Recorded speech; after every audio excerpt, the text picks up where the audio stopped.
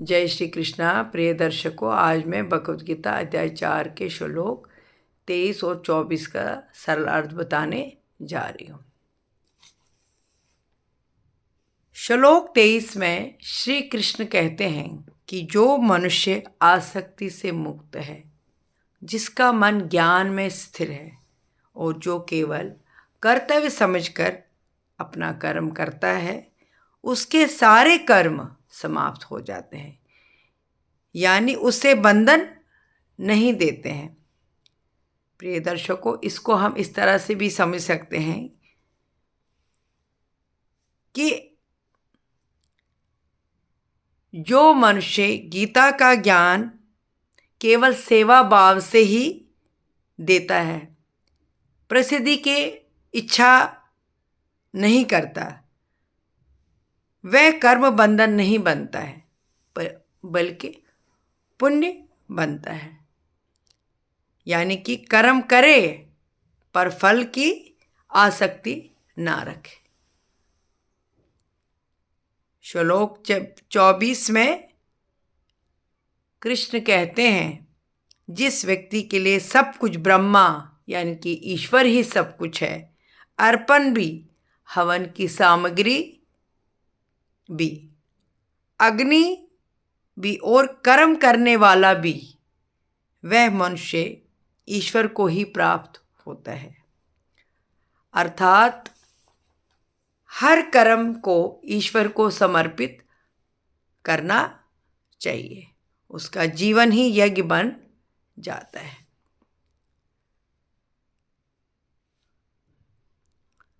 जिस तरह से भोजन करते समय अगर हम ये सोचें कि यह भोजन भगवान को अर्पण है और शरीर सेवा का साधन है, तो वह भी ये यज्ञ बन जाता है।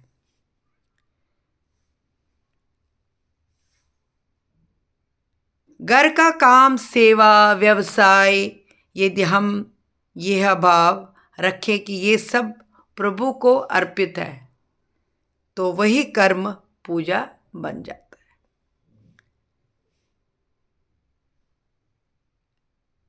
इससे हमें ये संदेश मिलता है कि जब जीवन के हर कर्म में ईश्वर का भाव आ जाए, तो साधारण कर्म भी साधना बन जाती है। प्रिय दर्शकों, इस प्रकार से श्री कृष्ण हमें सिखाते हैं कि कर्म करते हुए भी हम बंधन से मुक्त कैसे रह सकते हैं।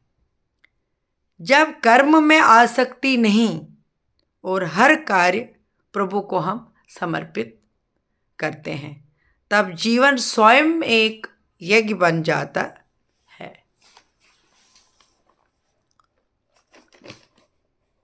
प्रिय श्रोताओं, जब हम भगवान के आगे सिर झुकाकर प्रणाम करते हैं, तो सारी चिंताएं हमारे मस्तिष्क से गिरकर भगवान के चरणों में पहुंच जाती है और हम चिंताओं के बोझ से मुक्त हो जाते हैं। इसलिए श्री कृष्ण कहते हैं कि अपना कर्म करते रहे, फल की इच्छा मत करिए। जय श्री कृष्ण।